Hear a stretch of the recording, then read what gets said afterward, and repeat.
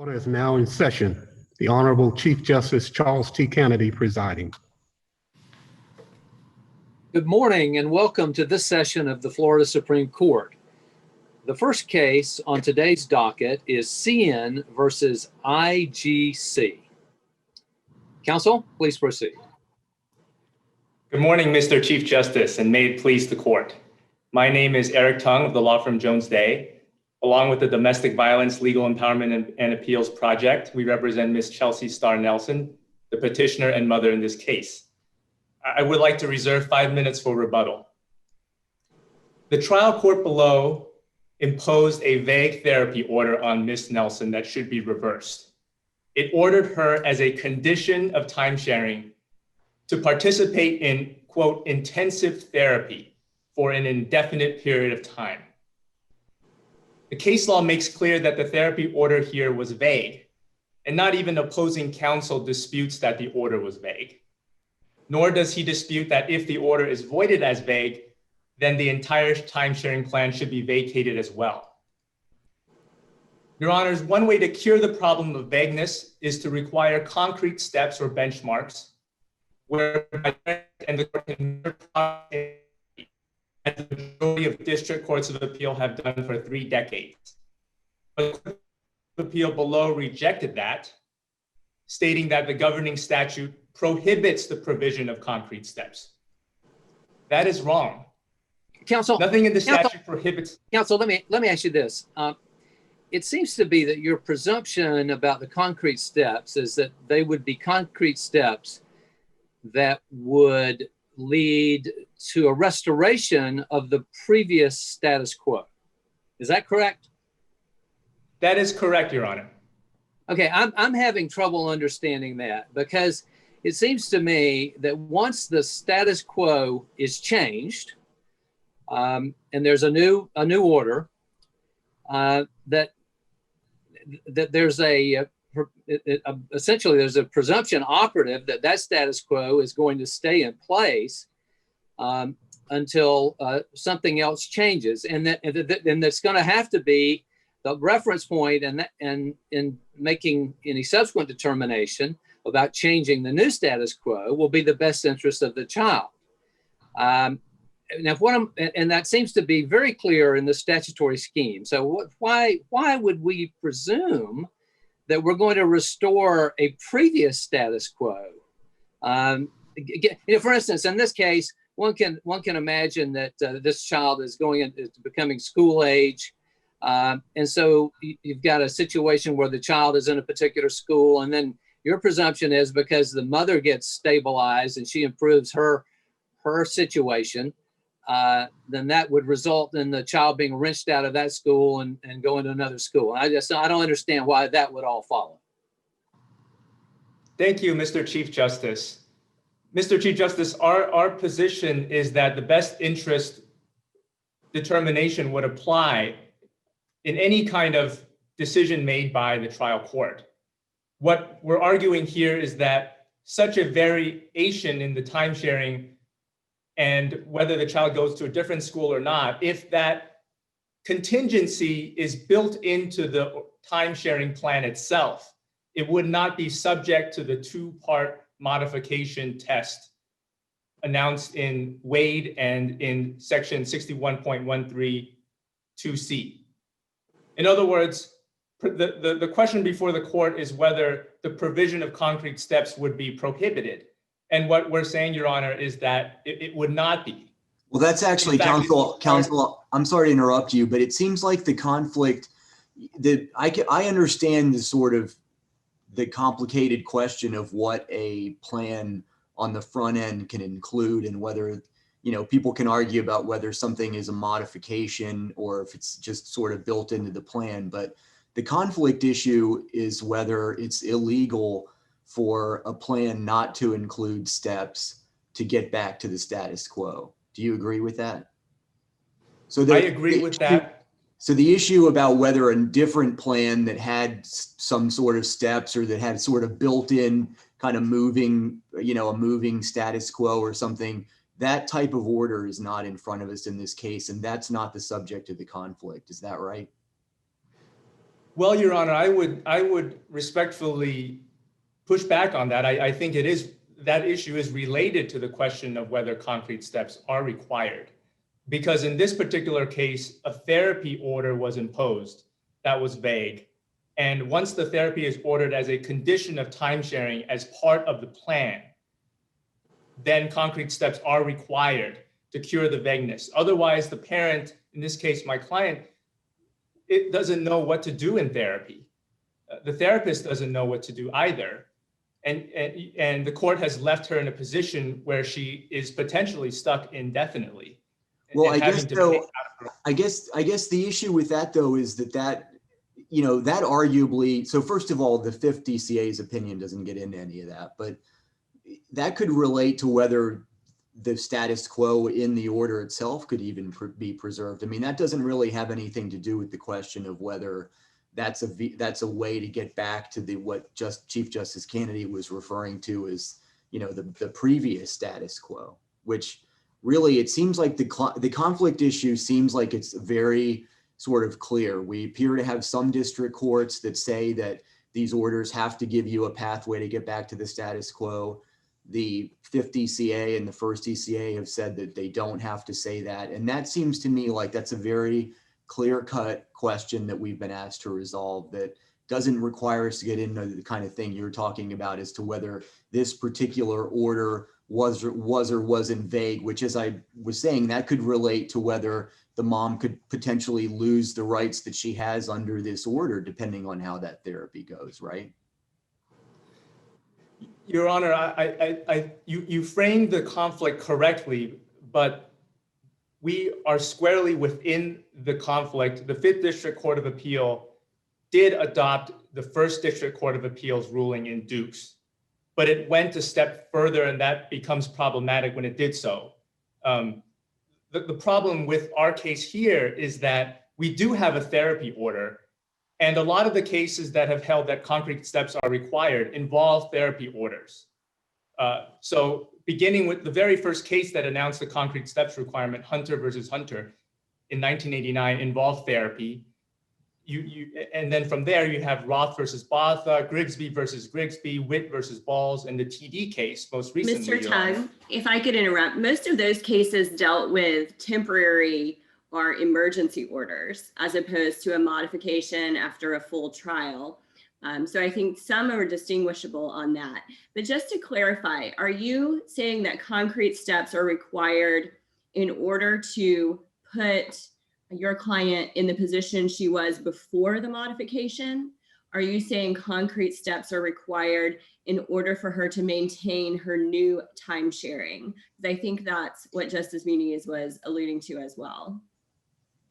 Thank you, Your Honor. I think it's unclear, to be honest, Your Honor, from the face of the trial court order, and that feeds into the vagueness of the trial court's order here. I think there's an element of both of that. In other words, if the trial court contemplated that if Ms. Nelson were to successfully progress and complete her therapy, her time sharing could be expanded to the status to reinstate her previous time sharing. And that's made clear on page 233 of the record.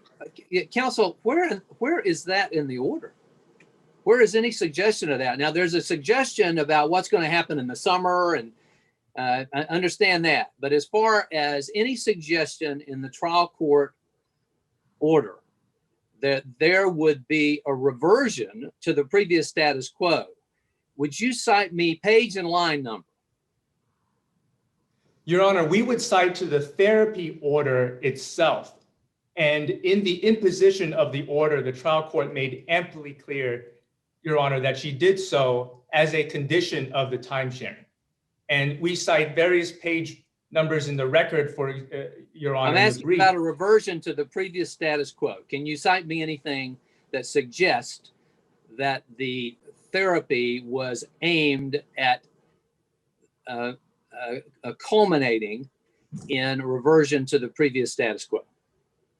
Well, Your Honor pointed to the summer and the spring time sharing, and also on page 233 of the record, Your Honor, where the trial court made its intent clear that it wanted to impose specific conditions to allow the mother to reinstate, quote, reinstate her time sharing. That's what the trial court said. And in various other places in the record, Your Honor, the trial court makes that But that's very not in similar statements. That's not in the order. That's not in the written order, Your Honor, but the courts have made clear that the written order must be read in light of the comments made by the trial court in the hearing itself as well.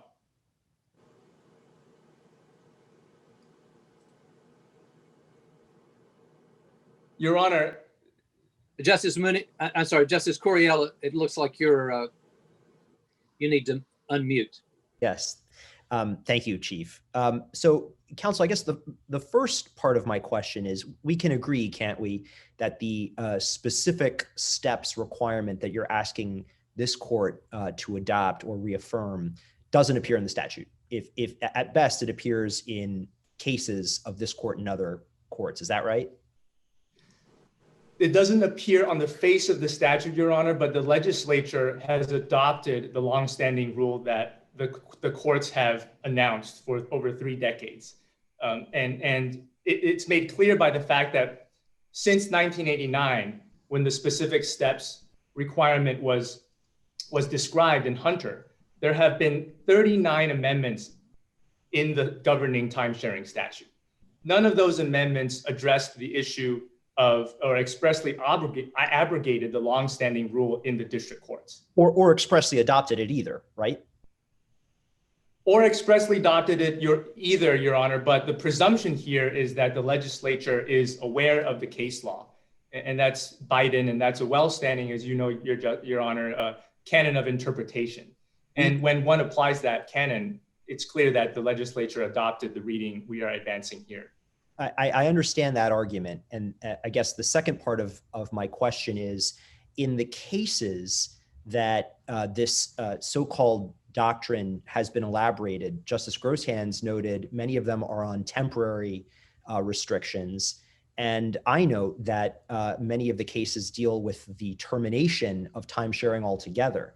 Can you cite us a case where the presumption that you're asking us to say was acknowledged by the legislature applied to a reduction on a new status quo basis of time sharing rather than a preliminary restriction or a termination of time sharing altogether? Your Honor, I think that the TD case, and there are other cases that more recently in the Perez v. Fay case, other cases we cited in our brief, not all of them address merely temporary modifications, Your Honor. And the courts have never held that that would be a distinction, although that might be a feature factually of those cases. But as a matter of legal holding, we saw that there was no distinction between a reduction versus a complete deprivation. And in one of the cases, Your Honor, Curial versus Curial, the court made clear that if the reduction, I believe it was a reduction case, but I'd have to check, that any kind of deficiency that was identified by the trial court the concrete steps must address and go to that deficiency. And even in the case that opposing counsel relies on, Your Honor, Hughes versus Beeney, the court there, in the First District Court of Appeals case, the court there also said that it would not be prohibited for a trial court in his or her discretion to require concrete steps. And here, when a therapy order is issued requiring the parent to undergo intensive therapy for, quote, several years or more, in an unbounded and unlimited therapy order, the parent must have recourse to guidance, to concrete steps. Otherwise, the court in the Fifth District Court of Appeals here, without even addressing the therapy point, which we briefed fully, leaves her in. And so, Your Honor, we think that yes, sorry, Your Honor. Let me just interrupt you for a second, because I have a question, and I just want to make sure I understand your position on this requirement of concrete steps. Could the circumstances of a case, the abuse or whatever was involved, be such that a judge could rule that no concrete steps could ever return matters to the status quo? that it wouldn't do any good to do them, but the mother or the father loses custody or whatever permanently. Could that be such? Could that be so? Your Honor, that could be so. However, given the posture of this case, the trial court said that a restoration of the status quo was possible. And again, I would refer your honors to pages 887 of the record and 889, and also page 233, where the trial court made that very clear. So, Your Honor, I think that that situation is possible, but that's simply not our situation here. Counsel, you have now used a little more than 15 minutes, so you're eating into rebuttal. You may continue or you may reserve. If Your Honor has any other questions, I'm happy to answer them. Happy to eat into my rebuttal time. I'm not Seeing hearing no you. further questions. Okay, I'll reserve the remaining of my time for rebuttal. Thank you. Thank you. Counsel? Hey, please the court. My name is Wade Luther, and I am representing the respondent father in this case. The relief that we're seeking today is for this court to affirm the district court below and specifically hold that Florida Statute 61.13 is the sole method to modify parental responsibility and time sharing. We're further seeking this court to clarify that that statute does not require, nor does it even permit a trial court to come up with concrete steps, which once those concrete steps are put into place would somehow automatically revert to the prior status quo or the prior final judgment. The mother's first argument is that, and the way it's been briefed, is that every modification of a final judgment involving time sharing or parental responsibility must have concrete steps. And once these concrete steps are accomplished, it automatically reverts back to the prior final judgment. I think that is completely contrary to the statute that we're dealing with here. I think the court has already sort of raised that issue, but I just want to point out that, you know, in two places in 61.13, section 2C, it says modification of a parenting plan requires a showing of substantial material and unanticipated change of circumstance. What the statute clearly doesn't say is unless the trial court decides that there's a different way or a better way to handle it. Florida statutes, the same statute, subparagraph 3, also says that parental responsibility and the time sharing may not be modified without a showing of the substantial change in circumstance, and that the modification is the best interest of the child. Again, what the statute does not say is unless the trial court determines that there's a better way to do this. What of the petitioner's argument, however, that the statute in its long history has been amended in various ways, but never in the way that would undo the way that the courts have on occasion read either a permission or a requirement of concrete steps in the case of therapy? Shouldn't we follow the petitioner's suggestion and presume that the legislature knew of that case law? And if so, what is the outcome in this case?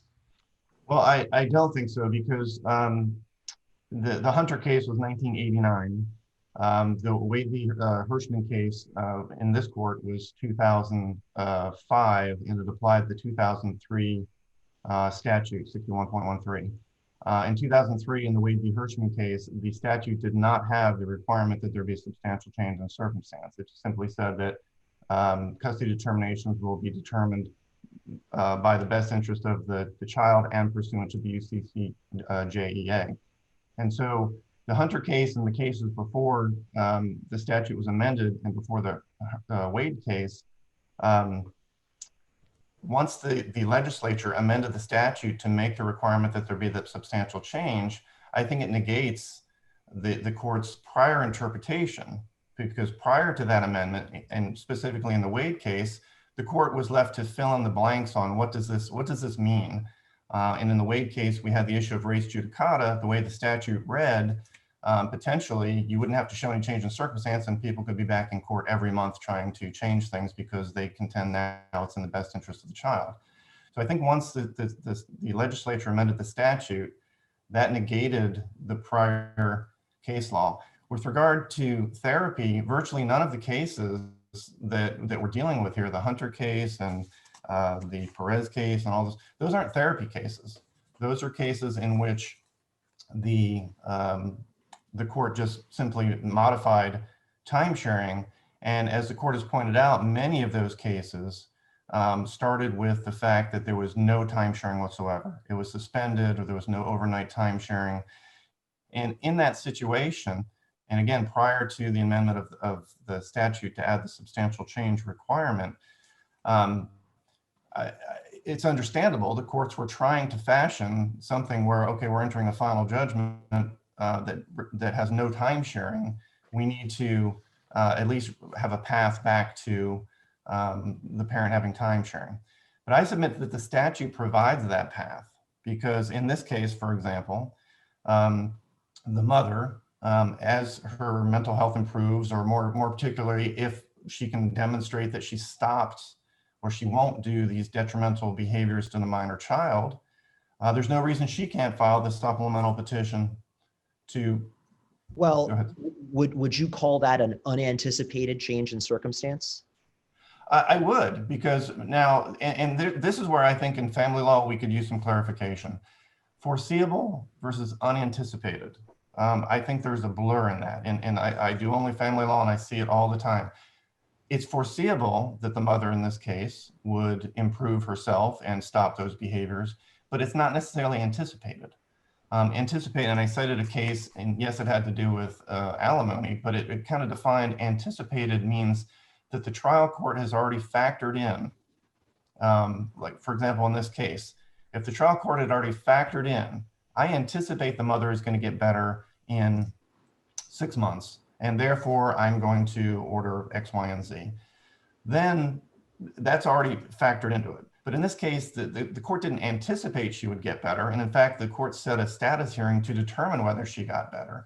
So it's my position, and I think the community could use some clarification on this, that just because something's foreseeable, we foresee that she might get better, that would not prevent her from filing a supplemental petition, whether it be 6 months down the road or 5 years down the road, under the stance of, I have now improved. I am not any longer going to do the detrimental acts that the court was so concerned about.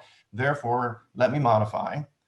And at that point, she then has to look at, the trial court has to look at the best interest of the child factors, A through T. And those factors have to be contemporaneous with the modification. What the mother is arguing in this case is that there will, if every court in a modification action has to provide steps upon which it will revert back to the prior final judgment, then there is no such thing as a final judgment any longer. A supplemental final judgment would not be a supplemental final judgment. It would just be a temporary order. And in addition to that, I think it's very important for the court to look at the Arthur case, which came out of this court, which talks about the prospective analysis. And in that case, it was a relocation case. And the court, the underlying court, entered an order saying that one of the parents could relocate within, I think it was 20 months. And it went up to the Supreme Court, and this court ruled that that was prospective-based analysis, which is not permitted. And what this court held is that the best interest factors found in 61.13001, the relocation statute, have to be considered contemporaneous with the event, meaning that the court can't say 20 months from now what's going to be in the best interest of the child. And so that determination has to be made at that point. And the mother— Counsel, can I have you address the argument regarding the therapy? Let's assume that we view the order not as requiring therapy to restore the previous time sharing, but we view the order as requiring therapy in order to maintain the new time sharing. that she's been given under the modification. Do you agree with appellant that the order itself is vague as to the steps required? No, I don't. And first of all, I don't think that that issue is before this court, but I don't think that it's vague. Nowhere in the final judgment does it condition any of the time sharing awarded on her participating in therapy. A strict reading of that order says that she must participate in therapy. She must begin immediately. And then it set a status conference several months down the road. Now, that status conference didn't happen because the mother appealed the case and the trial court felt that it lost jurisdiction to do anything about that. But a strict reading of that order nowhere conditions the time sharing that was awarded upon her doing anything except for starting therapy. It doesn't say how long she has to go. It specifically maintained that it was not an evaluation, that she maintained her therapist privilege. And there's no penalty, there's no stated consequence if she were to stop.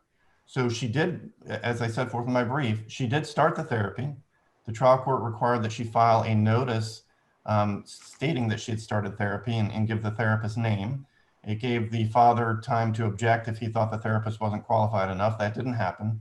So in a technical sense, the mother has already 100% complied with the terms of the therapy requirements of the final judgment. Now, if she were to stop therapy next week, there's nothing in the final judgment that could be used for enforcement to say, wait, you're in contempt because you're still not in therapy, because the therapy order didn't say that she had to participate for any period of time. It said that she had to begin it.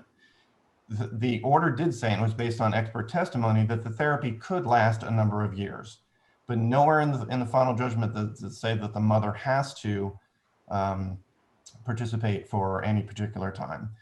And I think it's clear on a reading of the final judgment that the reason that the trial court entered that is the trial court gave the mother certain time sharing based on contemporaneous circumstances, what's in the best interest of the child as of the date of the trial, which is the correct thing to do.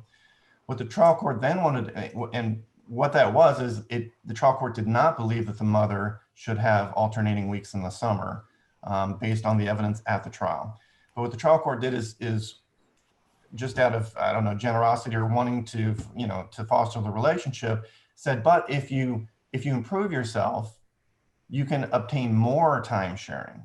Okay. So as I set forth in my brief, that technically is a perspective-based analysis that is prohibited by Arthur, and potentially the father could have appealed that, but he didn't. It's not that big of an issue for him.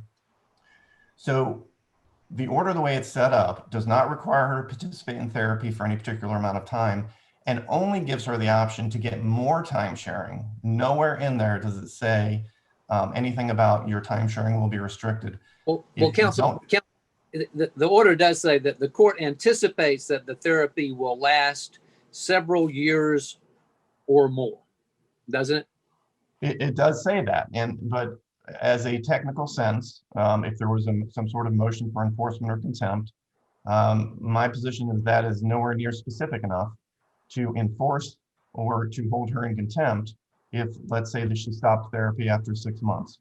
That to me, that doesn't say. So you would not be moving if she dropped out of therapy. You would not be moving for contempt on that. Absolutely not. I would not. No, I do not think that the language of that order would support the standard needed for contempt. And for contempt, the order has to be clear and unambiguous as to what the responsibilities are, and the person did not maintain those responsibilities. That line from the final judgment in no way is specific enough, in my opinion, to support even enforcement or contempt.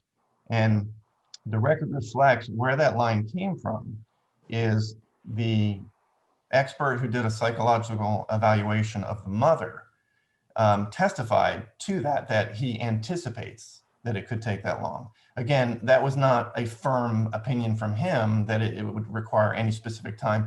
And the bottom line, no expert can say that if you do therapy for 24 months, you're going to be better. If you do it for 30 months, you're going to be better. It's impossible. Nobody can ever say with any certainty what that is. And to me, that line in the final judgment was just a reflection of the court sort of expressing the severity of the issues that the mother was going through. But as you just pointed out, I do not think there's any way that there could be an enforcement action that could be supported on that. And so what I'd like to point out is the relief that the mother's seeking, it's simply unworkable. So if you look at the Hughes v. Vinnie case, which is the first DCA case, in that case, it's very similar fact pattern. The trial court found that I think it was the father had substance abuse issues. The parties previously had equal time sharing with the child. And based on the issues, the court limited the father's time to no overnights. And in that case, the trial court did provide concrete steps to the father, which was completing veterans court, having no motor vehicle violations for a year, and obtaining his own residence. And the trial court said then, upon the father completing those steps, it would automatically revert to 50-50 time sharing. Now, the District Court of Appeal reversed that, citing author, that is completely a perspective-based analysis, but sort of looking at that case as sort of a prime example of what the mother is seeking in this case. How could that possibly work? So there was no time frame. So if the father in the Hughes case completed veterans court and didn't have any traffic tickets and got his own residence, if it took a month, if it took a year, what if it took 5 years? Okay, and so at that point it automatically reverts to equal time sharing, which is what the mother wants. What if during that time the father completed those steps, he did everything he was supposed to? Oh, but by the way, he was convicted of human trafficking or domestic violence against children, or some monumental issue that would affect the best interest of the child. Then we've got a final judgment, res judicata, saying when the husband does X, Y, and Z, it automatically reverts to 50-50. How then can you correlate saying, well, but we still need to look at the best interest of the child under 61.13, the factors A through T? You can't. So is it that it automatically reverts unless something monumental happens, that then maybe we don't have to have res judicata? Maybe the final judgment doesn't mean what it says. And so I think the two positions, you simply, cannot correlate the two together. But counsel, you would agree that we don't need to get into sort of hypothesizing about what other orders might say and why that would be unworkable or whatever. In order to resolve the conflict, we just have to address the question whether the law requires there to be concrete steps. I mean, getting into the question of what another order might say and whether you would characterize it as sort of baked into the cake, or whether it's a prospective modification or whatever, which could get pretty complicated when you're not even looking at some specific thing in front of you. That's not really necessary to resolve the conflict. Am I right about that? Yes, you are right about that, but I think that if we think to the next step and the outcomes of what the mother's position, I think it is definitely persuasive. I think that, again, the fact that the mother's position, if this court upheld the mother's position for an automatic reversion, it would cause incredible turmoil. But yes, to answer your question, and what we've already addressed, is I think that the statute is crystal clear that there is one method to modify a final judgment, and that there is no requirement in the statute, and there's no legislative intent that the court provide any sort of concrete steps. And again, the Hunter case, which I cite in my brief, the Hunter case didn't cite any statute. The Hunter case cited two other cases, which when you read those other cases really didn't have anything to do with concrete steps. They really, I don't see the support where Hunter came up with this, other than the court's desire to not leave a parent with no time sharing. And doesn't that sort of affect, I mean, this idea that we're supposed to think that the legislature kind of went along with this interpretation of the statute. I mean, if the cases themselves don't really interpret the statute, doesn't that argument sort of go away? Correct. The cases, the Hunter case and many of the cases cited by the mother, do not interpret the statute. They're not saying such and such provision means X, Y, and Z, and maybe it's a debatable or even incorrect interpretation, but we're supposed, applying the canon, we're supposed to think the legislature went along with that. But if the district courts are just kind of saying it should include such and such, but they're not linking it to statutory interpretation, then the canon really doesn't play into it, right? I think that's correct. But again, the more recent cases and the cases that I'm asking this court to side with, the Dukes case and the court below and the Hughes case, they do cite the statute. And they, in particular, the Dukes case, one of the lines in there is vesting authority in courts to establish such steps appears contrary to section 61.13, which sets forth its own specific requirements. And they say it better than I can: to allow a different standard is to undeniably disregard and usurp the legislative intent as set forth in the statute. And then they go on to say, and it's not the judiciary's role to try and create a new standard when we have a clear statutory standard. So I see that I'm out of time. And so again, what I'm asking the court to do is to say unequivocally that 61.13 is the sole method to modify, and that there is no requirement, nor are trial courts permitted to provide any other standard to automatically revert back unless the court has any questions. Thank you very much for your time. All right, thank you, counsel. Rebuttal argument. Your Honor, opposing counsel says that under our rule, every modification would be subject to reopening. That is not true. Our case involves the very narrow, limited circumstance where therapy has been imposed that, as Mr. Chief Justice pointed out, the court anticipated will last several years or more. We have no assurance that contempt filings won't be made or that the court itself won't sua sponte issue contempt. The order states very clear on its face that the parent shall, quote, immediately begin, quote, intensive mental health therapy. And even in the trial court below, as Mr. Luther knows, there was a very engaged back and forth between what the word intensive meant. And the court came to no clear understanding, neither do the parties have a clear understanding of what intensive in this situation means. So the therapy order remains extremely vague. And one way to cure it, as we've been arguing, is that concrete steps are to be made. In order to avoid, Mr. Luther relies on, in order to avoid your vagueness challenge, what would the order have had to have said about therapy? The order would have to at least impose some kind of duration, which many of the courts of appeals have required, some kind of time frame that bounds the duration of the order.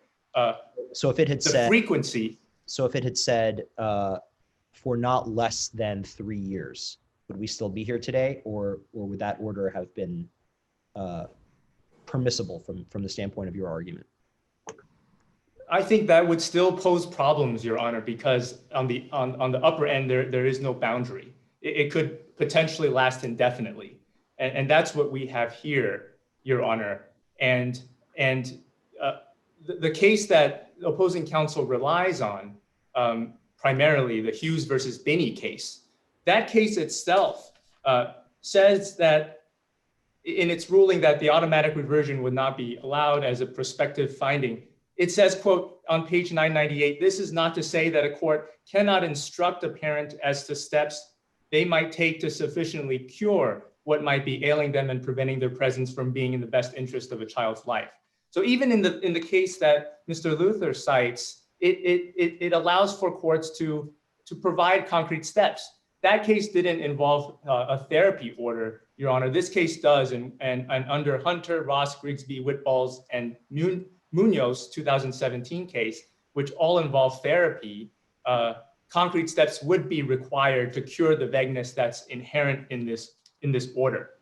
But isn't the bottom line, counsel, I'm sorry to interrupt you, but isn't the bottom line, though, that all this vagueness stuff is just a completely separate issue? I mean, it seems like, given what the Chief Justice was asking about, arguably the order is vague and subjects your client to some sort of exposure that, isn't fair because the order isn't clear enough. But that has nothing to do with whether, even if you got a perfectly crystal clear order as to what the therapy is required and for how long, that has nothing to do with automatically reverting to the pre-existing baseline for the timeshare and whether the statute requires that.